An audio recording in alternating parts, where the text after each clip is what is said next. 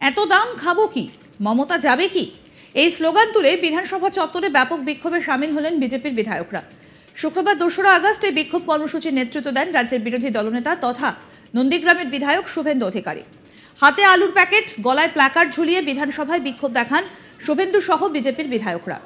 শুভেন্দুর স্লোগানে শুধু আলুর দাম বাড়ানো নিয়ে রাজ্য সরকারকে নিশানা করেননি, বিদ্যুতের মাসুল বাড়ানো সহ অন্যান্য সবজির দাম বাড়ার জন্য রাজ্যের মুখ্যমন্ত্রী মমতা বন্দ্যোপাধ্যায়কেই দায়ী করেছেন বিরোধী দলনেতা।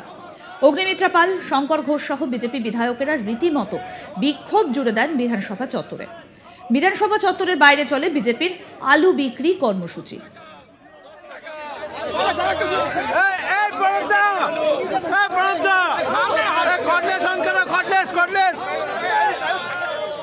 কি বলছেন শুভেন্দু অধিকারী, শোনাই। 10 টাকা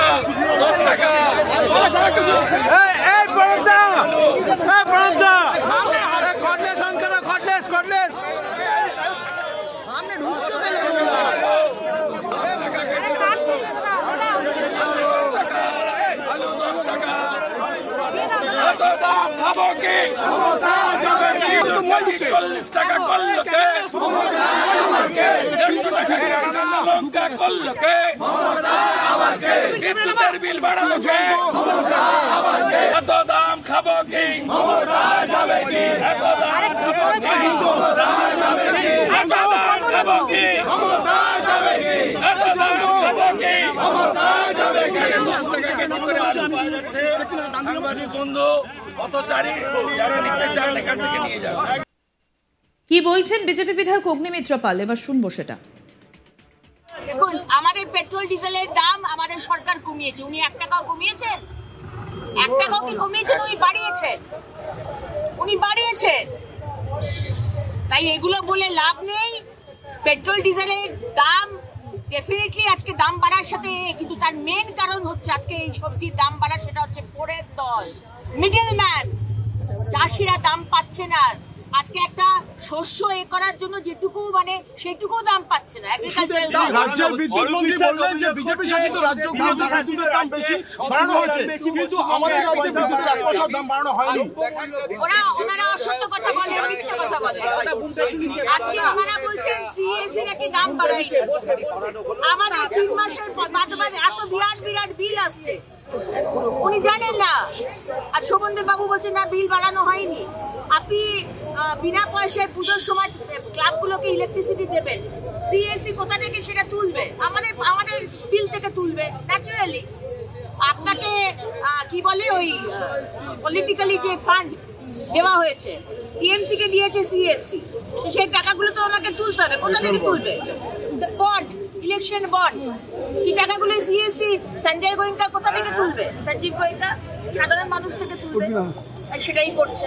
দিদি, সৌমিত্রকা তিনি তো বলছেন যে তোলা হয়, গাড়ি পিছু 30 থেকে 40 হাজার টাকা তোলা হয় আলু গাড়ি থেকে। সবকিছু থেকেই তো তোলে। আপনি বাড়িতে একটা পেরেক লাগাতে যাবেন, সেখানেও তোলা। একটা চাষি, একটা সামান্য গরিব মা, সে তার ক্ষেত থেকে নিয়ে এসে বাজারে যদি বিক্রি করে, তার দোকানও নেই, তার কাছ থেকেও তোলে। তার লোকাল যে তৃণমূলের নেতৃত্ব, তার কাছ থেকেও তোলা। এবং শুধু একজন তো তোলা ওঠায় না তৃণমূলে। সিপিএম এর সময় বলা হয় যে একজন এসে তোলা তুলবে, কিন্তু টিএমসির সময় এগিয়ে বাংলা বিভিন্ন লোক এসে তোলা তুলবে, পুলিশ তুলবে। একটা মানুষ, একটা বউ বা একটা মা বা একটা ভাই সামান্য সবজি বিক্রি করে সংসার চালাচ্ছে, কোথা থেকে চালাবে? তাই আজকে পুরো জিনিসটা তাই দাম বাড়ছে। কোথাও কি আলু পাচার হচ্ছে বলে মনে হচ্ছে? দেখুন, আজকে এদের অনেক রকম বিষয় রয়েছে, চুরি করার অনেক রকম বিষয়, এবং এরা আলু গোডাউনে রেখে দেয়, গুদামে রেখে দেওয়ার পরে যখন দাম একদম আকাশ ছোঁয়া, তখন তারা আলু ছাড়তে থাকে যাতে ওই লাখে আলু বিক্রি হয়। চুরির কত রকমের চুরি হয় সেটা তো আমরা দেখিয়েছি, আগেও দেখেছি। এই সরকার সেভাবে অগ্নিমিত্রা পালের বক্তব্য আপনাদেরকে শোনালাম। এবার শোনাবো বিজেপির আরেক বিধায়ক শঙ্কর ঘোষ, তিনি কি বলছেন। আমি একা হাতে কি করবো বল, তাই আমি আপনাদের কাছে অনুরোধ করছি যে এই ধরনের ভুল বিবৃতি না দিয়ে বরঞ্চ ওনার উচিত যে সঠিক বিবৃতি দেওয়া।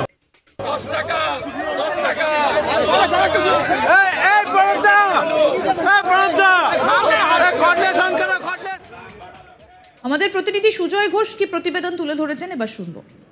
আমরা দেখেছি যে মুখ্যমন্ত্রী মমতা বন্দ্যোপাধ্যায় এই জিনিসপত্রের দাম অগ্নিমূল্য তিনি নবান্নেতে তিনি রাজ্য পুলিশের ডিজি সহ কলকাতা পুলিশের সিপি এবং আমরা জানি যে কৃষি বিপণন মন্ত্রী কৃষি মন্ত্রী থেকে শুরু করে নবান্নের উচ্চপদস্থ আধিকারিক আমলা তাদের নিয়ে দফায় দফায় বৈঠক করেছিলেন এবং বৈঠক করে তিনি স্পষ্ট একেবারে বার্তা দিয়েছিলেন এবং আমরা দেখেছি যে বেশ কিছুদিন এক সপ্তাহ ধরে যে রাজ্য সরকারের যে টাস্ক ফোর্স আছে তারা কিন্তু দফায় দফায় একাধিক বাজারে তারা হানা দিয়েছিল এই জিনিসপত্র অগ্নি মূল্য যে জিনিসের দাম সেই দাম যাতে কমায়, যাতে সাধারণ মানুষকে কিছুটা হলেও স্বস্তি দেওয়া যায়। কিন্তু আমরা দেখলাম যে এখনো পর্যন্ত রাজ্য সরকার এবং মুখ্যমন্ত্রী মমতা বন্দ্যোপাধ্যায় এইরকম কড়া মনোভাবের পরও জিনিসপত্রের দাম কিন্তু কিছুতেই এখনো পর্যন্ত কমেনি এবং তুমি জানো যে এটা একটা সাধারণ মানুষের একটা ইস্যু, একেবারে আম আদমির ইস্যু, সাধারণ মধ্যবিত্তর একেবারে নাবিশ্বাস হয়ে উঠছে।